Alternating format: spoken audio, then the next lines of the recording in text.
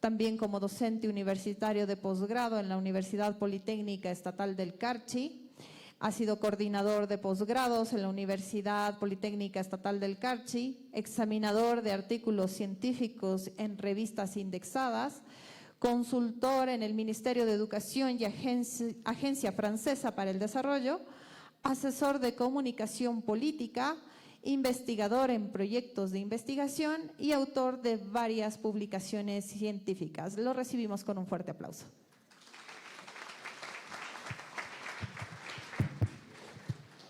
¿Qué tal? Muy buenos días con todas, con todos. En primer lugar, agradecido con la Universidad Politécnica Estatal del Carchi por esta invitación. Es mi casa, la UPEC. Estuve aquí durante más de un año y hoy me desenvuelvo en investigaciones académicas relativas a las políticas públicas y a la forma en que los estados enfrentan los problemas públicos, sobre todo en el siglo XXI. Y eso es precisamente, queridos estudiantes, la temática que traje para ustedes.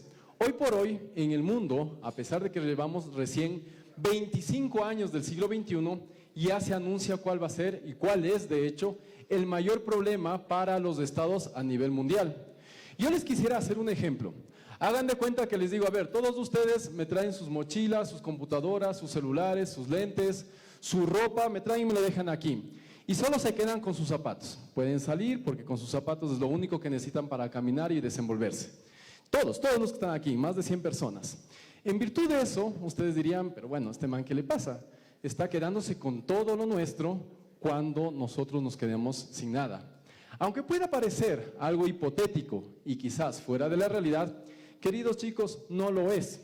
Es la dinámica que se está representando en el mundo, no solo en el siglo XXI, en lo que va del siglo XXI, sino a partir al menos desde 1980. Y el gran problema para los estados democráticos, para las administraciones públicas, pongan atención, se llama concentración excesiva de la riqueza. Y esto tiene repercusiones para los derechos humanos de todas las personas en todas las sociedades. Vamos a ver cuáles son esos problemas y quizás, lo más importante aún, vamos a ver las soluciones que ustedes podrían plantear de cara a los estados, de cara en la gobernanza y que también podemos discutirlo. Bien, ¿podemos poner la presentación, por favor? El título de nuestra presentación es La administración pública contra la desigualdad en el siglo XXI. Para empezar, quiero recomendarles algunos autores, chicos, porque siempre es necesario que estemos leyendo y apuntando. El que no apunta no dispara jamás. Entonces, les aconsejo para su formación profesional a Thomas Piketty, les aconsejo también a Abhijit Banerjee, a Esther Duflo, estos dos últimos premios Nobel de Economía, y les recomiendo también a Daron Acemoglu y James Robinson, premios Nobel de Economía 2024. ¿Ok? Entonces, son un grupo de autores entre muchísimos más, entre politólogos, entre sociólogos, economistas, ingenieros en administración de empresas incluso, que están alertando sobre los problemas de la desigualdad. Pasemos, por favor. Bien, ¿qué es esto de la desigualdad económica? La desigualdad económica parte sobre todo, chicos, de ese gran problema que les mencionaba, que es la concentración excesiva de la riqueza. Básicamente significa la disparidad entre la distribución de los ingresos y de la riqueza. Los ingresos que reciben nuestros trabajadores son muy limitados en comparación a la concentración de la riqueza que los grandes grupos económicos a nivel mundial están acaparando. Y esto ocasiona problemas toda vez que los trabajadores, cada vez chicos, los trabajadores como ustedes, como nosotros, los estudiantes, los docentes universitarios, los médicos, cada vez tienen menos capacidad de acceder a bienes o de adquirir bienes y servicios que sirvan para satisfacer sus necesidades básicas, mientras por el otro lado hay una concentración de la riqueza que sirve para satisfacer necesidades al menos por 100, 200, 300 años para una sola persona o para una sola familia. Entonces, ese es el concepto básico de desigualdad económica, pero ¿dónde podemos ver esa desigualdad? Pasemos. La desigualdad está en todo lado. Hablábamos ayer con Mauricio y con Don Vivas, que era la persona que nos trajo acá, de que Carchi y Tulcán, como ciudad, no es una ciudad pobre, chicos. Carchi es una provincia inmensamente rica y Tulcán también lo es. Pero lo que sucede en Carchi y en Tulcán es que es una provincia y una ciudad respectivamente tremendamente desigual. Pero esto no es raro. ¿Por qué? Porque estamos viviendo, chicos, en la región más desigual del mundo, que es América Latina. Para el 2024 y en lo que va del 2025, América Latina incluso es más desigual que el sur de África, aunque después vamos a ver una comparación.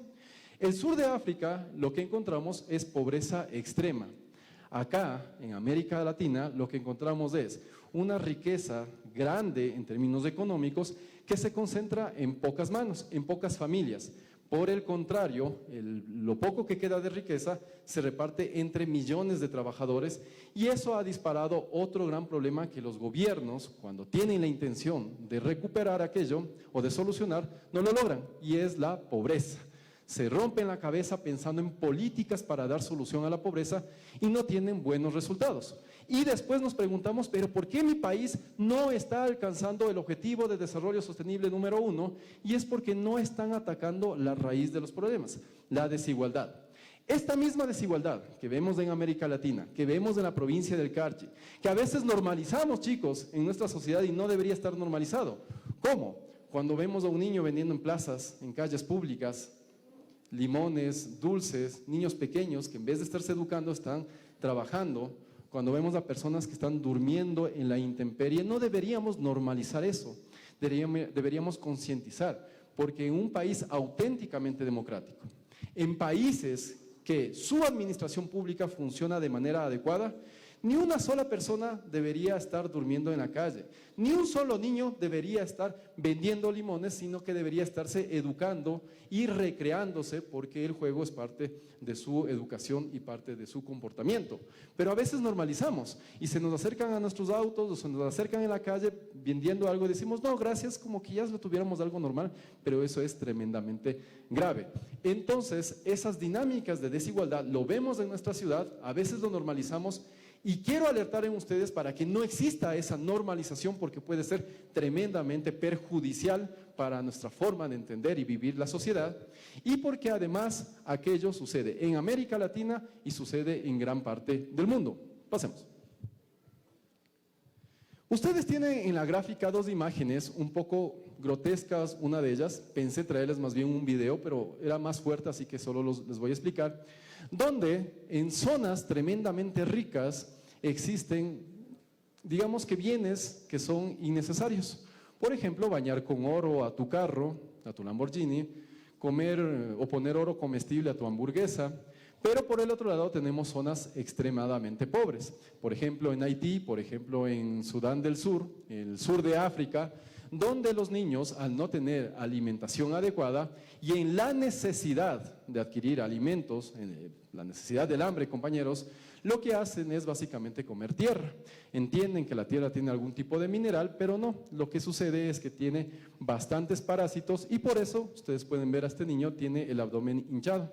Estos niños tienen el abdomen de esta manera porque están llenos de parásitos, pero si se dan cuenta a los lados del cuerpo se le notan sus costillas y es porque no tienen nutrición adecuada.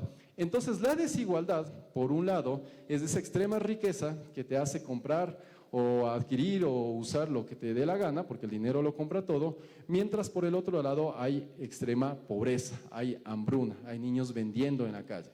¿Qué podemos hacer al respecto? Muchísimo, porque no son hechos aislados. Y este es un llamado a la atención a ustedes como estudiantes de todas las carreras, de que sí podemos hacer algo, porque no se supone que unos tienen más por su trabajo, a veces sí. Pero vamos a ver qué te indican las organizaciones internacionales, las ONGs y los estados sobre ese peligro. Vamos aquí a visibilizar un problema latente que pasa por invisible ante nuestros ojos. Quería también hablarles, por ejemplo, esta es solo una representación, pero en Haití lo que están haciendo es cocinar galletas de lodo.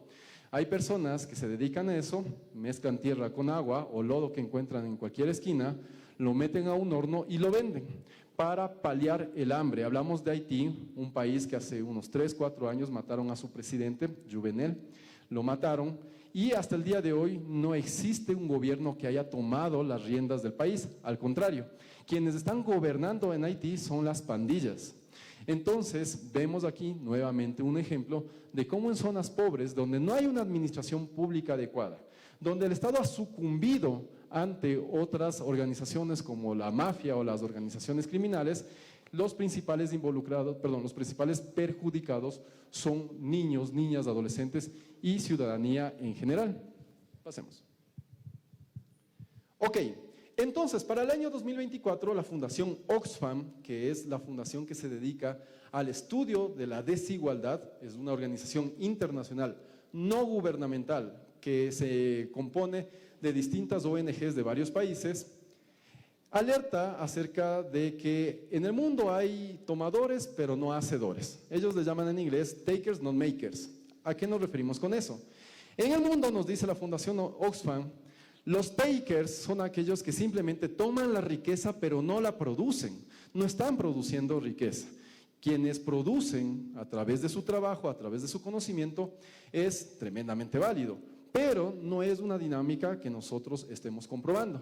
Nos dice Oxfam que más bien lo que se está haciendo es tomar riqueza ya generada y no producirla, pero por el contrario, hay trabajadores que generan esa riqueza y no la están recibiendo.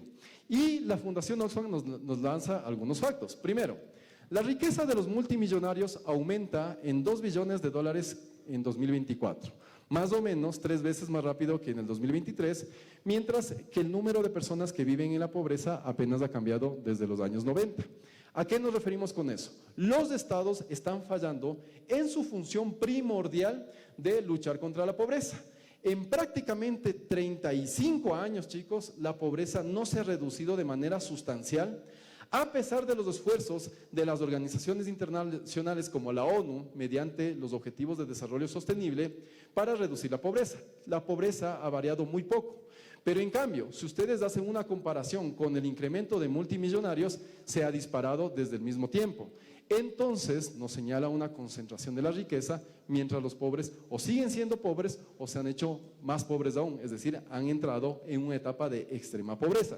Segundo, en 2024 se crearon 204 nuevos multimillonarios, casi 4 cada semana. Es decir, acabando esta semana tenemos 4 nuevos multimillonarios en el mundo. La siguiente tendremos 4 nuevos, la siguiente otros 4, y así es como se va reproduciendo la riqueza. Pero ¿será que es por el trabajo que generan? Vamos a discutirlo en unos minutos. Oxfam estima que el 60% de la riqueza de los multimillonarios proviene actualmente de herencias, poder monopolístico o conexiones con amiguismos, lo que demuestra que la riqueza extrema de los multimillonarios es en gran medida inmerecida. Cuando decimos, bueno, quien es millonario es porque se ha trabajado y se ha esforzado, en parte es verdad, no hay que negar aquello. Pero el 60% de los multimillonarios, nos dice Oxfam, en el mundo, no es porque han trabajado o han producido, sino porque provienen de una cadena de herencias millonarias sin que esos herederos estén trabajando realmente o sean productivos para la sociedad. Están viviendo de una riqueza heredada que se acumula de generación en generación y hace disparar su influencia en la sociedad. El sistema financiero extrajo $30 millones por hora del sur global al 1% más rico del norte global. ¿Qué quiere decir esto? Cada hora, chicos, a las 9, 10, 11 de la mañana se extraen $30 millones por hora, chicos. ¿Quiénes extraen esos $30 millones por hora? Los multimillonarios que viven en el norte. Hablamos de Estados Unidos, hablamos de Canadá, hablamos de Reino Unido. ¿Y extraen de dónde? De nuestros recursos naturales, de los países del sur, que somos los más ricos en recursos naturales, de Ecuador a través de las minerías y del petróleo, de Chile también a través de las minerías, de Bolivia a través del gas, de países del África a través de la extracción de recursos naturales como el cobalto para sus celulares. Entonces, la desigualdad entra en una lógica de extracción indiscriminada de los recursos naturales, donde los principales perjudicados somos nosotros, los países del sur y nosotros como ciudadanos. Además que esto desenvuelve otro problema como es la esclavitud contemporánea. Niños trabajando en en mineras, de cobalto para extraer minerales, entregar a los grandes empresarios del norte y así reciben $4 la hora. No se educan, sino que empiezan a trabajar de esa manera y se transforman en mano de obra barata. entonces hablamos de un encadenamiento de problemas que recrudece nuestra situación en el mundo. Pasemos. Ahora, esto entra en una discusión sobre herencias millonarias versus descendencias numerosas. ¿A qué nos referimos con las herencias millonarias? Precisamente lo que los grandes grupos económicos, las élites, dejan a sus herederos. Por el otro lado, los pobres no tienen que heredar a sus hijos más allá de la pobreza. Fíjense en esto. Oxfam calcula que el 36% de la riqueza de los multimillonarios se hereda actualmente.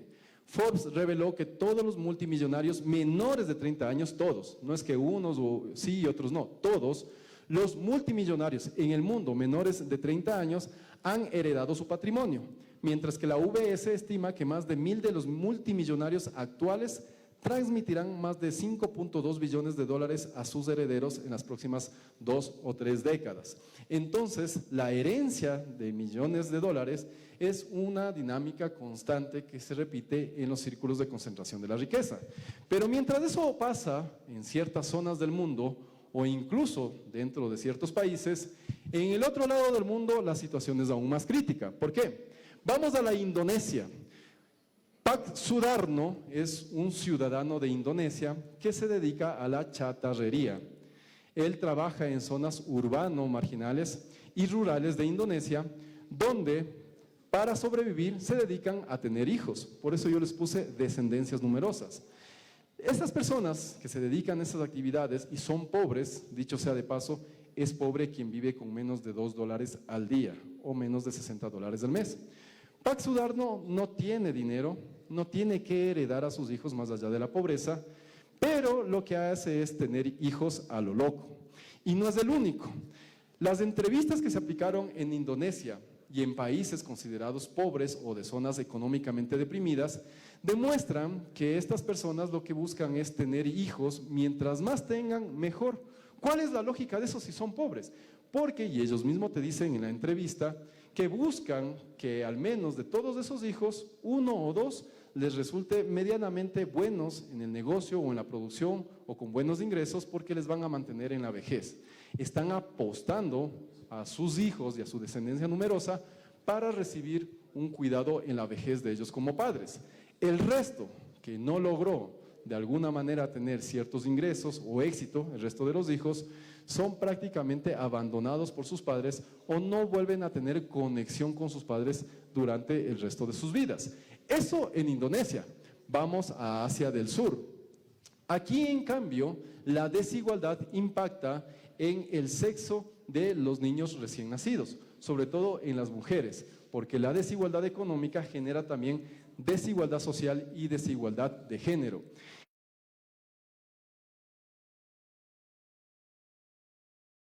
Cuando los niños crecen y se van a casar. Cuando se van a casar, la familia de la esposa tiene la obligación, esto es cultural, de entregar una dote a la familia del esposo. Entonces, cuando las familias tienen hijos a lo loco para buscar que alguno de ellos cuide de sus padres a la vejez, y tienen niñas recién nacidas, para ellos es una prácticamente desgracia, y lo cito de esa manera porque en las entrevistas aplicadas en campo, ellos lo dicen así: para nosotros es una desgracia tener hijas, porque sabemos que cuando van a crecer necesitamos pagar una dote a la familia del novio y esto nos va a dejar más en la pobreza. Entonces a veces recurrimos a abandonarlas en zonas alejadas para que los animales se alimenten de ellos o simplemente matarlas.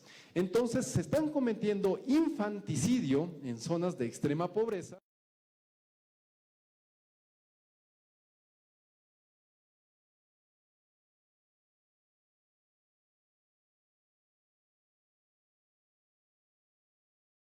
La familia celebra cuando nace un niño varón como si se ganara la lotería, lo celebran.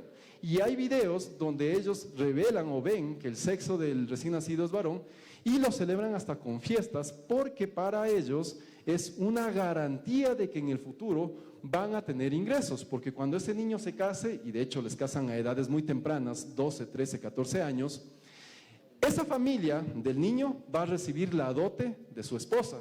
Entonces ahí aseguran cierto nivel de vida.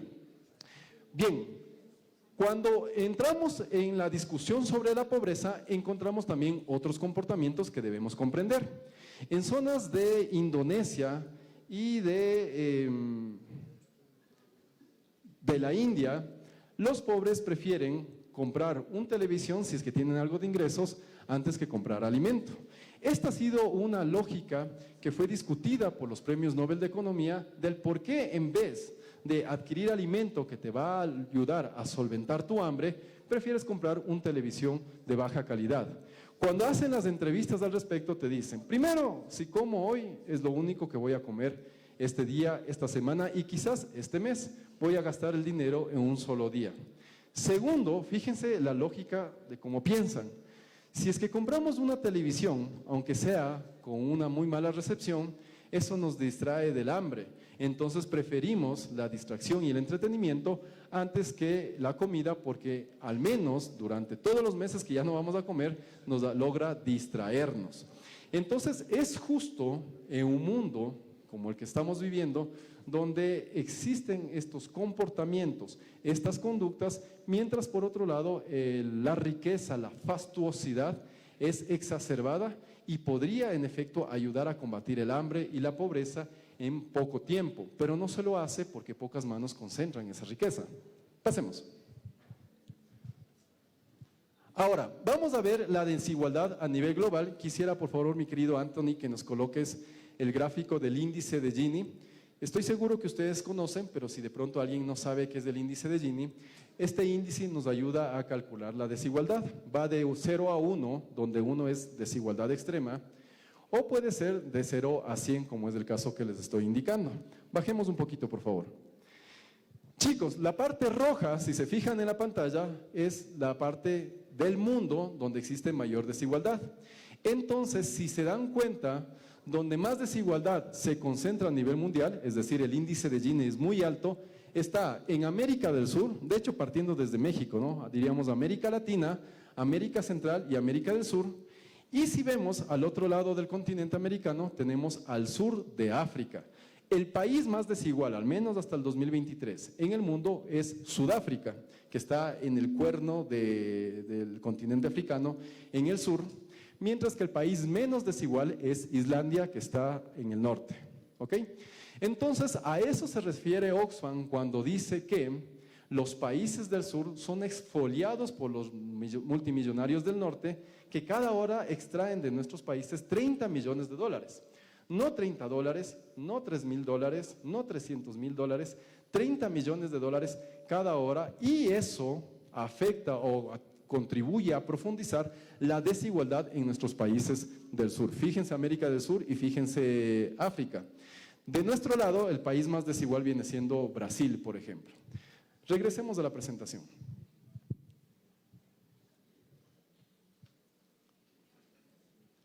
Pasemos. Bien, ¿ha hecho algo el mundo, el Estado, las organizaciones internacionales para frenar esa concentración de la riqueza? Porque mientras unos concentran riqueza, en otros se dispara la pobreza. Y no es una relación distante, es decir, no es que no exista conexión. Mientras hay concentración de la riqueza, inevitablemente causa más pobreza, por si acaso, ¿ok? Hay los estudios empíricos que demuestran no solo correlación, sino que demuestran incluso causalidad al respecto. Entonces, mientras más millonarios o multimillonarios hay en el mundo, la pobreza contribuye a profundizarse. Fíjense cómo ha crecido los multimillonarios en el mundo en los países desarrollados. Vemos Estados Unidos, si se dan cuenta, para el año 2000, Estados Unidos tenía casi 8 millones de personas millonarias. En el 2023 ya no eran 8 millones, sino prácticamente 22 millones de personas millonarias. Ustedes dirán, bueno, pero 22 millones, chuta, es bastante gente. No si lo ves en comparación con el resto de la población. 22 millones de personas ricas en Estados Unidos tan solo representa el 6% de su población. Estamos diciendo que en Estados Unidos la riqueza la concentra el 6% de su población, mientras el 94% restante de la población recibe ingresos bajos o son migrantes o lastimosamente actualmente están siendo deportados y tratados de manera inhumana. Pero vamos a ver otro país como China. China para el 2000 tenía alrededor de 40.000 personas millonarias.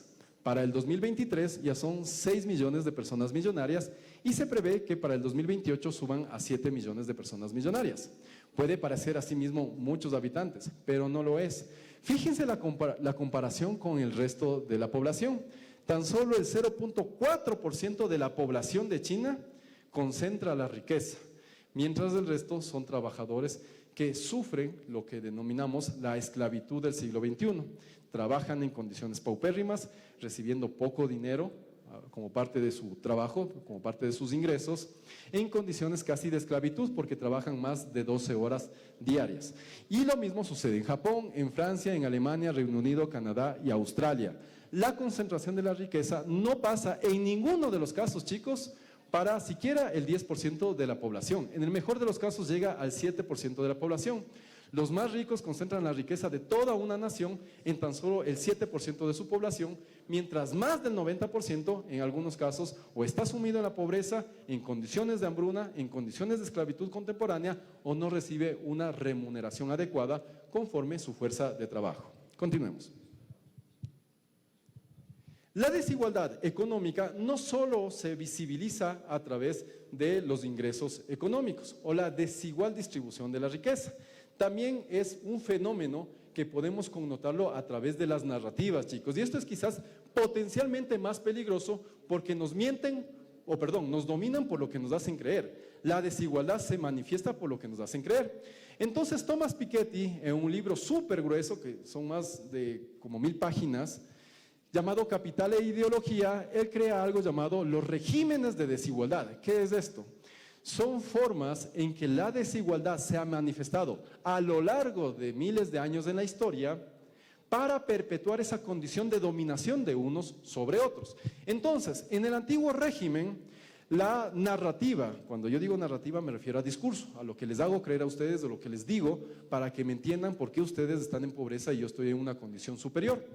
En el antiguo régimen había una forma de perpetuar la desigualdad, pero no era la desigualdad económica como actualmente la entendemos. Era una desigualdad de hombres con mujeres y con esclavos. Fíjense lo que el mismo Aristóteles dice en su libro La Política acerca de las mujeres. Para él, los sabios primero son los mejores para gobernar, es decir, un régimen aristocrático. Pero las mujeres vienen siendo para él naturalmente inferiores al hombre y los esclavos nacieron para ser esclavos. Eso se repetía en la antigua Grecia, eso consta en un libro de Aristóteles. Esa era la narrativa que servía para hacer una dominación frente a los otros que no eran considerados como iguales. En la Edad Media, esa dominación natural desapareció para dar paso a la dominación divina. Acuérdense que la Edad Media es conocida como la época oscurantista, donde la razón quedó oculta durante varios años, mientras las creencias religiosas de una sola religión comenzaron a aflorar. Entonces ya no era que las mujeres son inferiores naturalmente al hombre y por eso estaban en esa condición doméstica de la antigua Grecia. En la Edad Media es que el pobre es pobre porque así Dios lo quiso. Tú deberías agradecer que eres pobre porque es una bendición que Dios te dio a ti, el no sucumbir ante los delirios de la riqueza. Así que dame tus propiedades, dame tu casa, porque Dios quiere que vaya hacia la Iglesia Católica.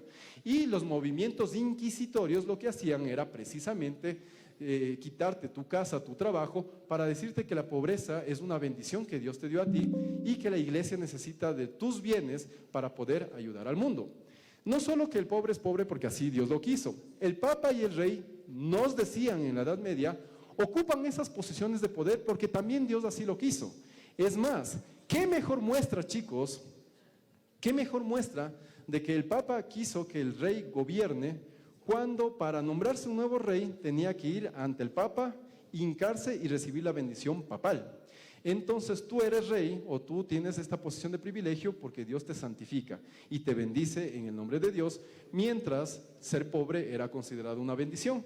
Así que hagamos una especie de concurso, ¿quién es más pobre? Porque soy el más bendecido por Dios, insisto, en la Edad Media.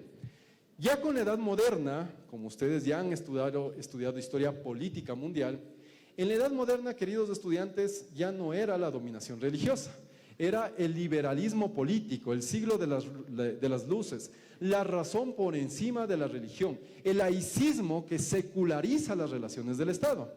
Entonces, ¿se acabó la dominación o la desigualdad? Tampoco. ¿Saben qué pasó a raíz de la Revolución Francesa? Se perpetuó un discurso de dominación de unos sobre otros, ya no fundamentado en la religión, sino que, chicos, fundamentado en la propiedad de la tierra. Los burgueses fueron los que hicieron la Revolución Francesa y son por lo general quienes hacen las revoluciones de tipo liberal, lo mismo en Ecuador. Los burgueses hacen o realizan la Revolución Francesa y están legitimados para aquello gracias a la propiedad de los burgos. ¿Qué eran los burgos, queridos estudiantes? Los burgos no es más que las parcelas de tierra de propiedad de algunas personas para producirlas. De ahí nace la palabra burguesía, los burgos. Entonces, el rico es rico porque posee los burgos. Yo tengo la tierra, por eso soy rico. O sea, no debes quejarte, yo puedo hacer con mi tierra lo que me dé la gana. Ah, bueno, pero si quieres un poco de esta benevolencia, puede ser el que cuida mi tierra, mi burgo, y te doy para tu comida, ¿no? De ahí nace esa persona que cuida la tierra del propietario. El trabajador es pobre porque no tecnifica su trabajo, es que no tienes tierra, es que no sabes trabajar adecuadamente la tierra, por eso eres pobre. Lo siento, yo estoy en esta posición porque tengo la propiedad privada de la tierra. Toda vez que la propiedad privada es uno de los pilares fundamentales de los liberalismos políticos. Pero ¿qué sucede en la época contemporánea? Quizás hemos logrado acabar o combatir esas narrativas de desigualdad, tampoco lo hemos hecho. ¿Por qué? Ahora esas narrativas son, el pobre es pobre porque quiere. ¿Han escuchado eso? Ya. Estábamos estudiando precisamente para no repetir ese discurso de dominación. El pobre no es pobre porque quiere. Segundo, el rico es rico porque trabaja día y noche, y no necesariamente es así. Acabamos de ver cómo Oxfam demuestra que el rico es rico porque recibe las herencias multimillonarias, mientras quien más trabaja, chicos, quien más trabaja día y noche es el trabajador, ¿sí? Y no es necesariamente rico, sino que sigue perpetuando su condición de pobreza. ¿De dónde viene el discurso del pobre es pobre porque quiere? Les comento que en los años 90 hubo un economista llamado Gary Becker, que ganó el Premio Nobel de Economía en 1992. Él apostó por la formación de capital humano, es decir, ustedes, nosotros, estudiamos porque somos la principal inversión, somos el activo más importante nosotros mismos. Así que si no estudiaste, por eso eres pobre. Lastimosamente, ese discurso que empata con el paradigma neoliberal ha hecho creer, o nos ha hecho creer que si no estudiamos, somos o vamos a ser pobres, o si es que alguien es pobre es porque no ha estudiado, teniendo todas las condiciones. Cuando la pobreza, chicos, deriva de la desigualdad extrema que es estructural, sobre todo en las sociedades capitalistas extremas. Pasemos. Ahora, una vez que hemos reseñado el problema de la desigualdad, cómo afecta a la pobreza, quiero que pasemos a ver las soluciones. Les pido que pongan atención, ¿ya? Gracias. Bien, entonces, las soluciones vienen pasando por las políticas públicas, lo que ustedes estudian, lo que ustedes están queriendo trabajar a nivel de Estado y de organizaciones internacionales. Porque las políticas públicas no son soluciones, son medios para llegar a las soluciones óptimas, entendidas como mejorar la vida de las personas. Entonces, la administración pública es el órgano encargado necesariamente de trabajar dentro de los estados para diseñar políticas públicas. Y lo que ustedes tienen que llevarse de lección en esta clase es que la palabra clave para combatir problemas es instituciones. Pero quizás, si no han visto todavía neoinstitucionalismo, creerán que las instituciones es una agencia, ¿no? Algo físico, algo que se toca. En parte sí, pero no siempre son instituciones aquello que se toca. Las instituciones son esas prácticas, son esas reglas del juego en una sociedad. El doctor Mauricio ya nos decía, ¿no? La impuntualidad, esa es una institución que se ha arraigado en nuestras sociedades porque la practicamos. Necesitamos reformar esas instituciones o de plano cambiarlas o eliminarlas. ¿Qué institución buscaríamos implementar en una sociedad para acabar con la impuntualidad? Pues básicamente el ser puntuales. Entonces, los gobiernos y los estados tienen la tarea de crear instituciones, de diseñarlas, de reformarlas para lograr comportamientos adecuados en democracia. Si el comportamiento inadecuado es una concentración excesiva de riqueza que degenera en más pobreza y que degenera en más desigualdad, necesitamos mejorar o evitar y combatir la concentración excesiva de riqueza y redistribuir esa riqueza a las personas que necesitan, porque solo necesitan un empujón para salir de esa pobreza. Y ese empujón no la da su propia familia, no la da el Espíritu Santo. Ese empujón, chicos, la da el Estado, porque es el órgano o la agencia en gobernanza encargado de ejercer el poder y de ayudar a quienes más lo necesitan. Esa es la idea básica del origen del Estado. Si ustedes se remiten a filosofía política, las personas contrataron socialmente crear un Estado para asegurarse su vida, para que nadie les mate y nadie les ponga en riesgo su tranquilidad. Por eso existe un Estado. Si el Estado no te asegura tu vida, no te asegura tu tranquilidad, si en un Estado estás en constante miedo, en persecución, en criminalidad, ese Estado está fallando. Y si el Estado falla, quiere decir que la administración pública es muy mediocre de ese Estado. Y ustedes se educan precisamente para ser administradores de lo público con conciencia y con conocimiento. Entonces, el Estado debe propender ante todo a algo llamado la justicia social. En términos de filosofía política, la justicia social no es más que dar a cada quien lo que le pertenece y ayudarlo a través del principio de solidaridad a salir de esa condición de pobreza, motivado por la desigualdad ejercida por un grupo pequeño de personas que concentran la riqueza de toda una nación. Entonces, la primera solución que se plantea, pasemos, es de los impuestos. ¿En verdad los impuestos son una solución? ¿A quién le gusta que le claven impuestos? La respuesta es que no siempre o no son los impuestos per se la solución. Ustedes tienen que ser, cuando sean presidentes, cuando sean ministras, ministros, tienen que ser muy cuidadosos del tipo de impuestos que van a colocar. Los impuestos, en términos muy generales, pueden ser regresivos o progresivos. Un impuesto regresivo, chicos, es cuando pagan lo mismo todas las personas sin importar sus ingresos. Si yo gano 100 millones de dólares al mes y me suben el IVA al 15%, pues quizás ni siento que el yogur que compré con ese 15% adicional subió. Pero si hay una persona pobre que rogando en la calle que le den una limosna logró conseguir para un yogur y un pan para su hijo, esa subida del 12 al 15% del IVA sí lo va a sentir. Por eso es que el IVA no es un buen impuesto, porque es a todas luces regresivo. Impacta más a los que menos tienen y no grava a los que más tienen. Pero los impuestos que son efectivos en administración pública son los impuestos progresivos, es decir, aquellos que gravan más a los que más tienen. Por ende, si hoy tengo más, tengo que pagar más. Pero si dejé de trabajar en un buen lugar y regreso a un trabajo de salario inferior, tengo que evidentemente pagar menos. Por eso se llaman progresivos, porque se fijan en función de tus ingresos. Entonces, los impuestos progresivos no son un invento socialista, por si acaso, no son un invento marxista siquiera. Para Marx, el Estado debería ser eliminado en una etapa que llamó comunismo, así que nada tiene que ver. Este impuesto, o este tipo de impuesto progresivo a las grandes riquezas, es un invento, chicos, de Estados Unidos. Sí, el país supuestamente más capitalista en la faz de la Tierra. Para finales de la Primera Guerra Mundial, en 1919, Estados Unidos clavó impuestos a las grandes riquezas. Pero, cuando Herbert Hoover surge en el poder, era republicano, él quita todos los impuestos a las grandes riquezas y desregula el mercado de valores. ¿Qué creen que pasó? En 1929 hubo la gran crisis mundial, el crack del 29, muchas personas se suicidaron porque perdieron sus inversiones y Herbert Hoover perdió la siguiente elección frente a un demócrata como era Franklin Delano Roosevelt. Roosevelt dijo, aquí hay un problema, el Estado es ausente de las políticas públicas y no debe ser así.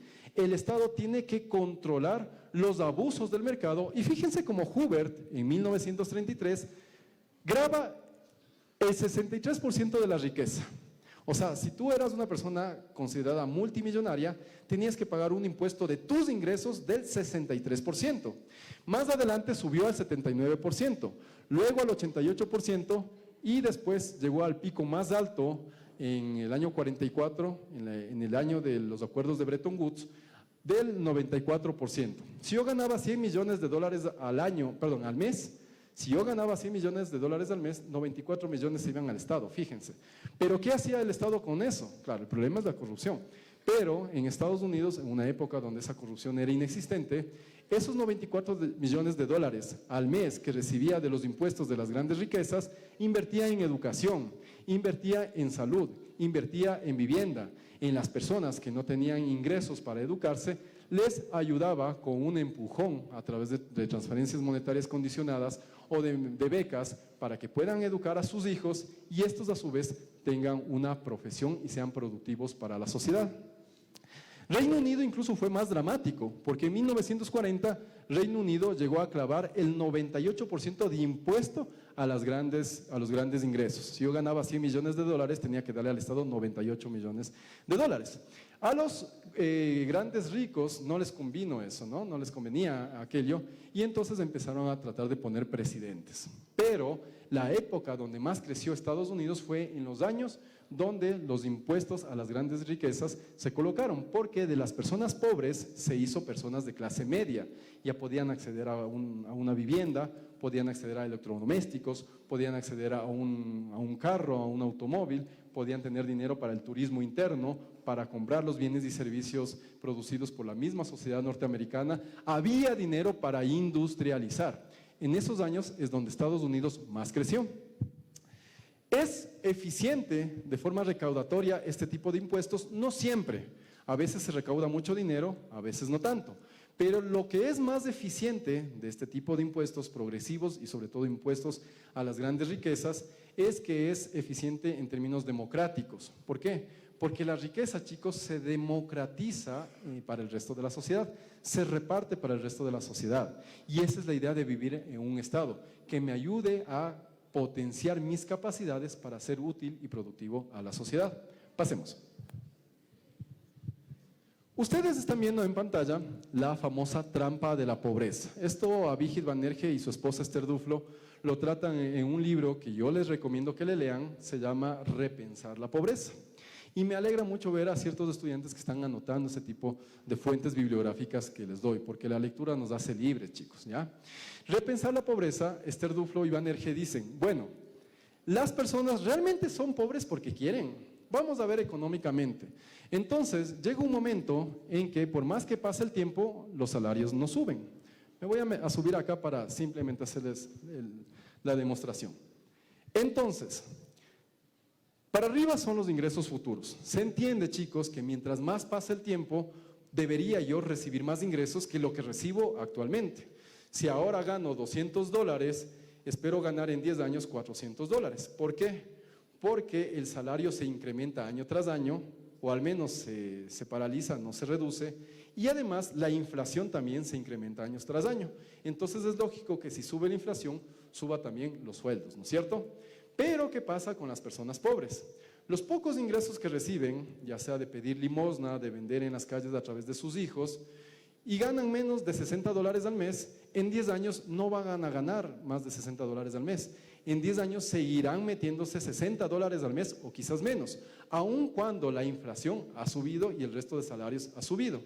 Como las personas pobres no tienen la capacidad de incrementar sus ingresos mientras el tiempo avanza, están estancados aquí. Si ven esta franja de color gris, claro, están estancados aquí, porque el tiempo avanza, pero sus ingresos no aumentan. Por más que busquen emprender, por más que busquen ser empresarios, por más que busquen vender galletas de lodo en última instancia, no logran salir de la trampa de la pobreza porque no tienen un ingreso seguro, al menos mensualmente, para que puedan invertir en la educación de sus hijos o de ellos mismos, para que puedan tecnificarse. Entonces aquí, en esta parte, están dando patadas de ahogado y pasa el tiempo, no suben sus ingresos y fracasa una tras otra de sus iniciativas. ¿Qué nos demuestra la economía institucional? ¿Quién creen que es el agente encargado de ayudar a las personas en situación de pobreza para salir de esta trampa, es el Estado. Pero no quiero decir que el Estado regale algo, ya vamos a ver eso porque por favor no quisiera que me malinterpreten. Significa que el Estado diseñe políticas públicas para zonas económicamente deprimidas que permitan trabajar a las personas pobres y educarse a sus hijos, porque la educación, demostrado empíricamente, logra hacer que las personas en un futuro, aquellas que tienen un título, ganen un 80% más de lo que ganarían si no tuvieran un título o si no tuvieran una educación. Cuando el Estado, chicos, empieza a apoyar con programas, empieza a apoyar con proyectos, con políticas públicas de financiamiento, las personas pobres logran salir de esta trampa de la pobreza y empieza a subir sus ingresos en el tiempo, de tal forma que pueden potencialmente por sí mismos, tan solo con una ayuda inicial, lograr salir de esa trampa de la pobreza. Pero ¿de dónde proviene esa ayuda inicial? Esos recursos precisamente proviene del anterior punto, los impuestos a las grandes riquezas y a las grandes herencias, a las grandes sucesiones. Ahí está la magia de la redistribución de la riqueza.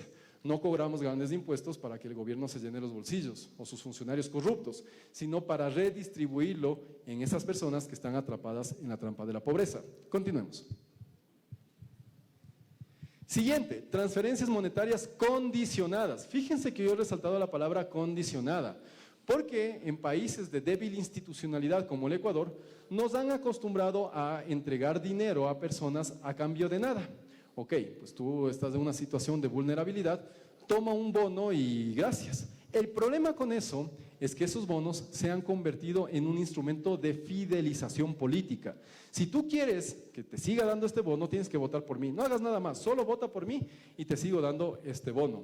Eso es un grave peligro para las economías y no ayuda, chicos, a resolver el problema de la desigualdad ni de la pobreza.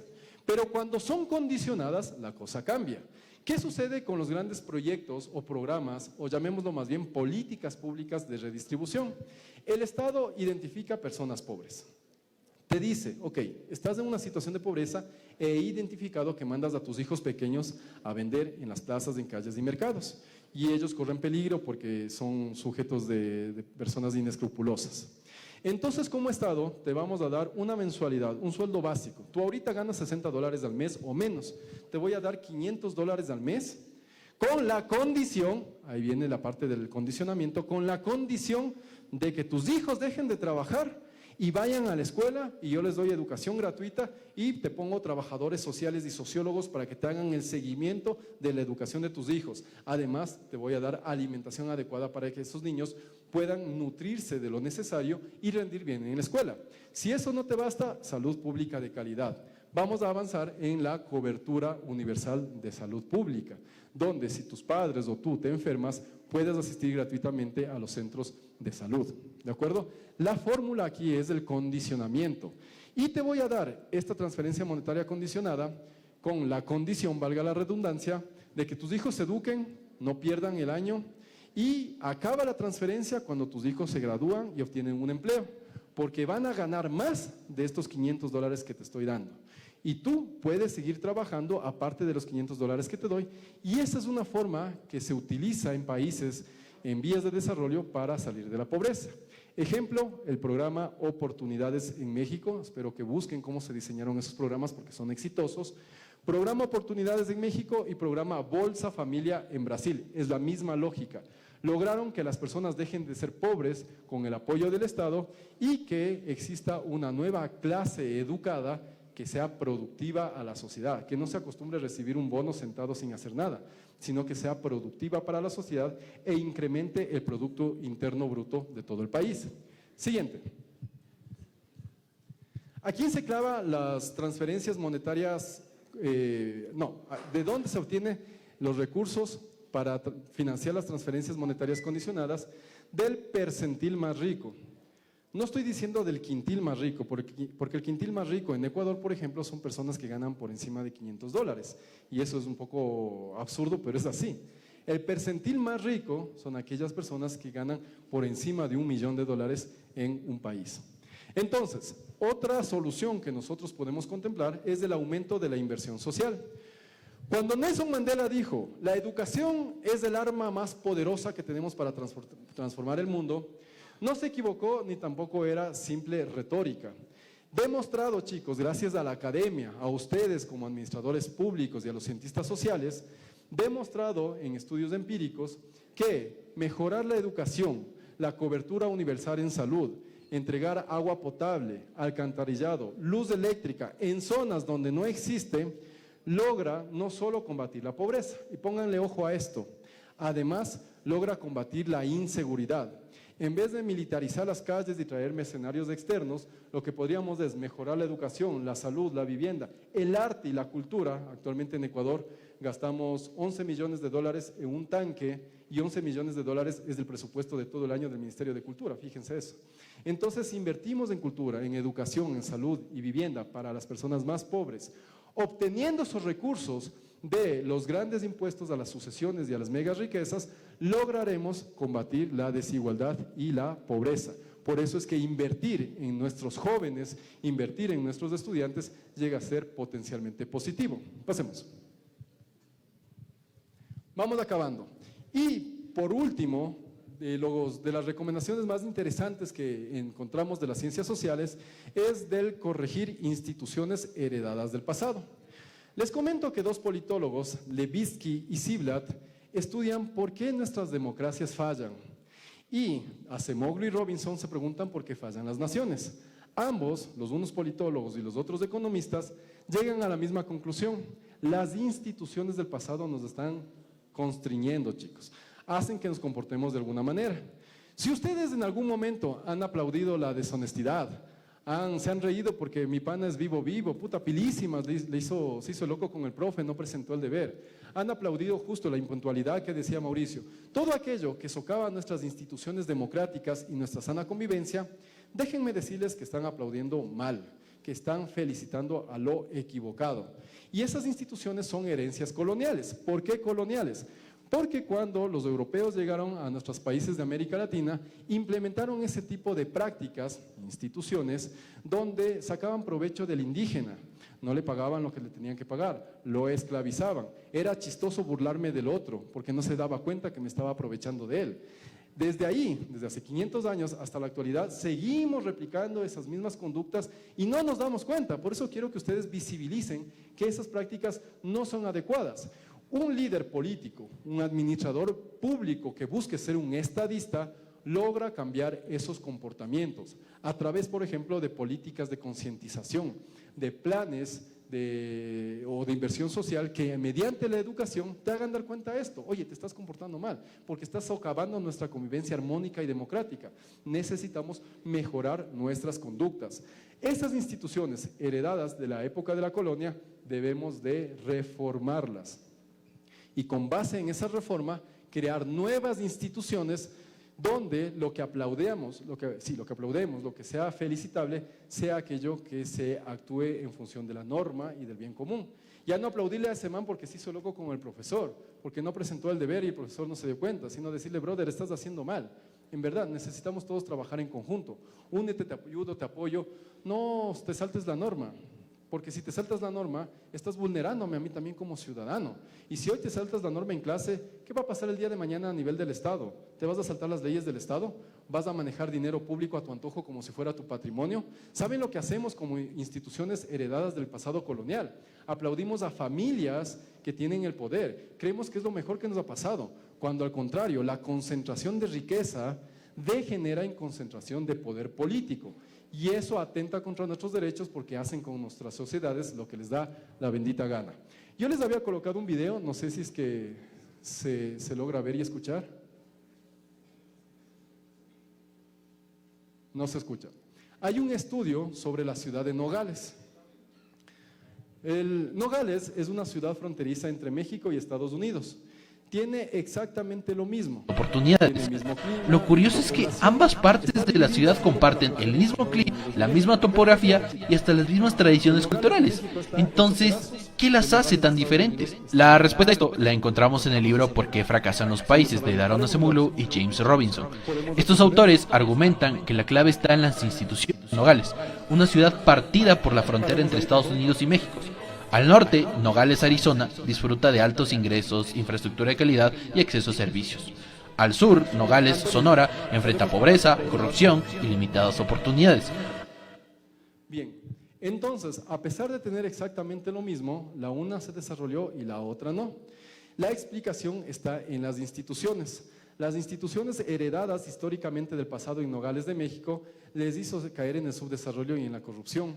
No hubo un líder político que pueda reformar esas prácticas. En cambio, la Nogales de Estados Unidos, que es lo mismo, solo dividido por un muro, alcanzó el desarrollo y sus ciudadanos son más partícipes de los asuntos públicos. Pongamos, por favor, mi querido Antonio.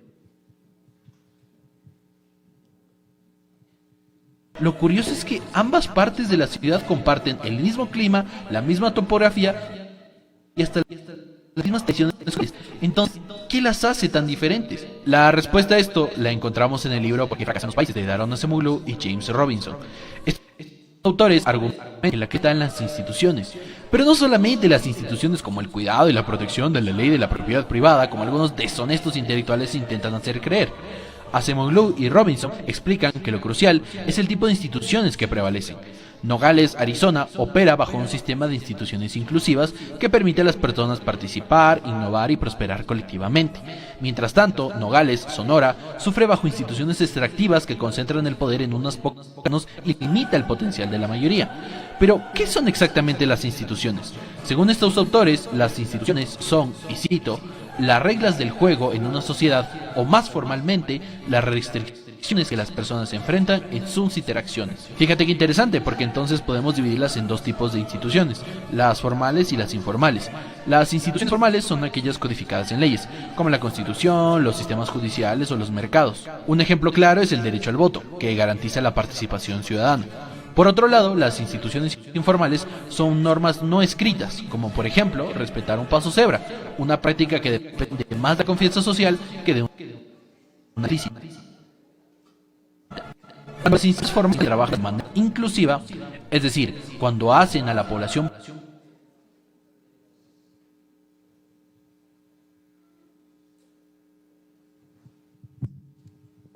Bueno, se fue el audio. Entonces, ustedes pudieron ver cómo las instituciones de un país son diferentes a las de otras a pesar de tener las mismas condiciones. Se creó en Nogales de México instituciones extractivas. ¿Por qué extractivas? Porque extraen al ciudadano del ordenamiento de la sociedad y hacen que se comporte como a él le dé la gana, yéndose por encima de las normas y del comportamiento. Por el contrario, las instituciones inclusivas en Nogales de Estados Unidos hace que los ciudadanos participen y se sienten motivados a participar de los asuntos públicos, a reclamar cuando algún gobernante no actúa conforme derecho y ellos se empoderan de lo público, no se quedan sentados sin hacer nada, sino que son parte activa del sistema político que les regula. Pasemos. Bien, ¿qué nos dicen los grandes líderes internacionales y las organizaciones internacionales al respecto? Angela Merkel llegó a decir, pues quien no sabe quién es Angela Merkel, fue primera ministra de Alemania durante más de 10 años y llevó a Alemania a condiciones de desarrollo extraordinarias. Ella dijo, los ricos podrían ser muy útiles, pero es lamentable su escasa responsabilidad, porque no están dispuestos a pagar lo que les corresponde. Cuando ustedes trabajan, o ya estarán algunos trabajando, saben que tenemos que aportar con los impuestos porque es parte de nuestras responsabilidades en la sociedad. Pero entonces, ¿por qué aceptamos o no nos escandaliza que hayan multimillonarios que no paguen al Estado sus responsabilidades tributarias? Eso deberíamos nosotros analizar y manifestarnos frente a eso porque es un síntoma de desigualdad y de abuso con el resto. El Fondo Monetario Internacional, que tradicionalmente ha defendido a los países oligárquicos y a las oligarquías pequeño-burguesas de las naciones en vías del desarrollo, llegó a decir en el 2019, el FMI, fíjense la contrariedad de esto, que una tributación progresiva puede ayudar a reducir la desigualdad. Tributación progresiva, es decir, impuestos progresivos. Y la reforma de los impuestos sobre las grandes empresas multinacionales. Propuso el FMI en época de pandemia clavar impuestos a los más ricos o a los multimillonarios para que ellos ayuden a pagar la crisis del COVID-19, porque es donde más tienen. Y saben una cosa, a partir del COVID-19, la riqueza de los grupos económicos de élite del mundo se disparó. En cambio, la pobreza también se disparó. Fíjense cómo ante situaciones de crisis, los que más tienen salen ganando y los que menos salen perdiendo. Vamos acabando con la última diapositiva, por favor. Quiero indicarles estas lecciones para el futuro. Primero, chicos, el Estado es el Estado quien debe evitar la concentración de la riqueza. Ustedes en algún momento serán funcionarios públicos, estarán trabajando para el Estado en consultorías. Quién sabe, y aquí tengamos los próximos presidentes, presidentas de la República, y qué bueno que así sea. Ustedes deben conocer que a través de vuestra gestión en la administración pública pueden frenar la concentración excesiva de riqueza. Segundo, es un potencial peligro para los derechos de las mayorías que las élites económicas también se conviertan en élites políticas. No es algo que debamos felicitar o aplaudir. Es que la mamá le va a poner la banda presidencial al hijo. Tremendamente erróneo aplaudir aquello cuando las élites económicas concentran el poder político porque son capaces de hacer lo que sea por fuera de la ley, es decir, instituciones extractivas. Tercero, la conciencia social y la participación ciudadana pueden frenar la captura del Estado y lograr avances contra la concentración de la riqueza. Chicos, involúcrense en asuntos del Estado. Indistintamente de la carrera que estén cursando, lo que pasa en el Estado les afecta a ustedes o a sus familiares. Participen, amen la administración pública y siéntanse ecuatorianos en el sentido de que sus derechos sean respetados y también trabajen por el respeto de los derechos del prójimo, aunque no le conozcan, pero saben que la va a sufrir y nadie merece sufrir en un país. Siguiente, la desigualdad económica no permite solucionar problemas públicos. La desigualdad es algo que conocemos en políticas públicas como wicked problems o problemas perversos. Es decir, para solucionarse la desigualdad tenemos que solucionar para solucionarse la pobreza tenemos que solucionar la desigualdad. Si no, no se va a solucionar la pobreza. Y nuestros gobiernos no entienden eso. Ahí está la perversidad de los problemas. Para ser solucionados necesitamos solucionar otros anteriores.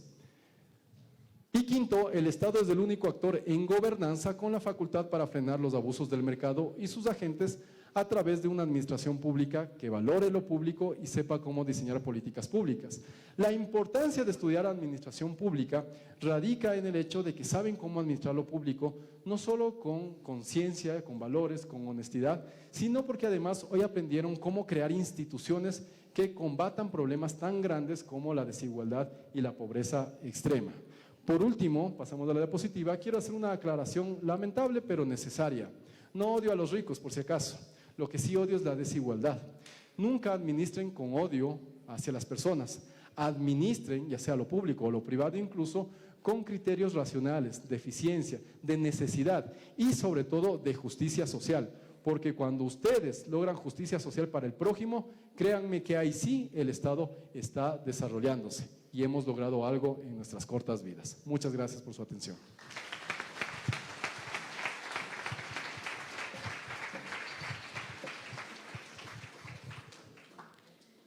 Bien, agradecemos la ponencia realizada y tenemos algunas preguntas que realizar. Si Ecuador tiene los recursos suficientes para producir riqueza, ¿cuáles serían los desafíos o problemas que enfrentaría para que pueda existir una máxima productividad y efectividad? Primero, combatir las instituciones arraigadas desde el pasado, la corrupción, por ejemplo. Fíjense algo, cuando en un país de Europa, me parece que fue Suecia, se descubrió que uno de sus ministros había plagiado su tesis doctoral, inmediatamente se llenó la plaza donde estaba el gobierno de manifestantes exigiendo la renuncia del ministro. Y el ministro no dijo, es que me están boicoteando o es que esto no es así. El ministro puso la renuncia de manera inmediata. Acá en Ecuador, todos los gobiernos, chicos, pero todos los gobiernos que hemos tenido, al menos desde el retorno a la democracia, han corrompido. Se han llevado cientos de miles de millones de dólares en sacos de yute, en helicópteros, en corrupción, en cuentas en el extranjero. Y hemos llenado las plazas protestando contra eso. Nos indigna a veces, pero nos indigna sentados en Facebook, ¿no? Viendo las noticias y nada más. Necesitamos pasar del pensamiento y de la crítica a la acción, a controlar a nuestros gobernantes.